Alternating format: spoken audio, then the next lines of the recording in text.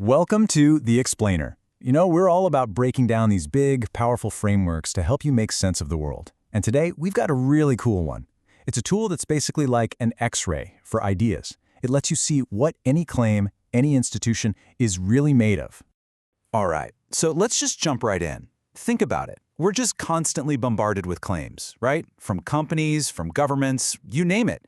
They all tell us they've got this great mission, to make the world a better place, serve the public, innovate. But how do you really know if what they're doing actually lines up with what they're saying? And that's the thing. There's so often this huge gap between the mission statement and what actually happens. The marketing sounds great, but then you look at the real-world results, and it's a completely different story. And trying to figure out that gap, that's got to be one of the biggest challenges we all face today. So what if you had a tool for that? A structured, repeatable method for actually measuring that gap. Like a diagnostic tool, but for ideas. A way to check for integrity systematically, not just from one angle, but from every possible angle. Well, that's exactly what the Convergence Test is. It's this incredibly powerful mental model that's basically an integrity check for any system. And here's the cool part. It doesn't argue with the idea itself. It just tests if the idea is being honest with itself. So the whole principle behind this is pretty simple, but it's also kind of genius. You don't argue with a claim head-on. Now, instead, you just check it for consistency from a bunch of different directions. Now, if the story holds up from every single angle, that's a really strong signal that you're looking at something true. But if you start getting contradictory answers from different angles, that's when the test reveals something's up. It means the system is either hiding something or protecting something. Okay, so before you even start testing, the protocol has a really important rule. You have to set a fair and consistent standard for your evidence. So you're going to measure the claim against three things: what they say they are, what they actually do, and, this is the crucial part, what a perfect, from-the-ground-up version of that ideal would look like. You have to imagine their goal in its purest form, with no compromises. That creates a true benchmark. This whole step is what makes the process so rigorous and keeps it from just being about your personal opinion. All right, now we're getting to the core of the method.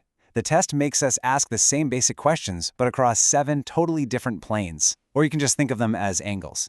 It's kind of like having 7 different inspectors all looking at the same object, and then you get to compare all their reports. And these 7 simple questions, they create this incredibly comprehensive diagnostic. Each one hits a different plane or angle. So for example, the who question, that's the metaphysical plane. It's asking who really benefits here, beyond the obvious answer. Or the why question, that looks at the lyrical plane. Is the story they're telling actually honest and compelling? Then you've got affect, which is the emotive plane. Do the results actually feel like they match what they said they were going to do? Put them all together, and you've basically covered every single aspect of a claim. It's pretty thorough. Okay, so theory is one thing. Let's actually put this to the test and see how it works in practice. We're going to apply this whole framework to a real-world example, straight from the source material. And trust me, this is where it all stops being abstract and gets very real, very fast. So just so you know, the full protocol is actually pretty intense. It has 5 whole phases, starting with a structural scan and going all the way to a final verdict. It's a really deep framework. For our purposes here, in this explainer, we're just going to focus on what's probably the most important first step, that phase 1 structural scan. So what are we going to test? Let's take a really common and super important claim, that our prison systems are built mainly for rehabilitation. The idea that they're designed to help offenders, reduce the chances they'll reoffend, and at the end of the day, make society safer. That's the stated ideal, right? Okay, let's run the scan. So right away, when we start the scan, some big-time divergences just jump out at us. Let's take that who question, who benefits. The claim says offenders and society benefit, but the evidence? It points to a political need to just appear tough on crime. How about the what question? What's the substance? The claim is rehabilitation, but the evidence shows recidivism rates in the US are like 67% within 3 years. That doesn't sound like rehabilitation is working. And the effect? The claim is safer communities, but the evidence? Punitive systems like this one actually seem to produce more repeat offenders. That's a totally different story from the one we're told. And it gets even starker. In fact, when the source material runs the full 7-question scan, it finds 0, that's right, 0 out of 7 convergences with the goal of rehabilitation. Not a single one.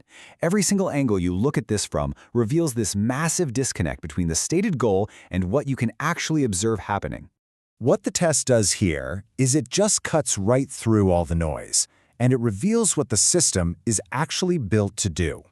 The conclusion you can't really avoid based on the evidence is that this system isn't designed to reduce crime. It's designed to process people.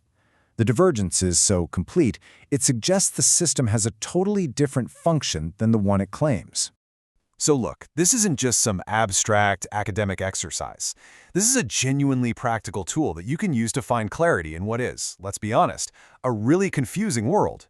It gives you a roadmap, a structured way to see past the shiny marketing and understand the real machinery humming away underneath. So if there's one thing you take away from this, it's this. The framework gives you a repeatable process. Number 1, focus on what people do, not just what they say. 2, ask those questions, but from all those different angles. 3, if you see convergence, if everything lines up, that's a great sign of integrity. But 4, and this is maybe the most important part, if you see divergence, don't just see it as a failure. It's a clue. It's a diagnostic tool that pinpoints exactly where an idea is broken or what it's trying to protect.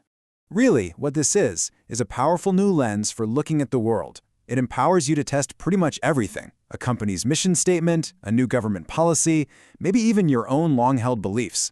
It's a powerful tool, and now it's yours. So, what are you going to test first?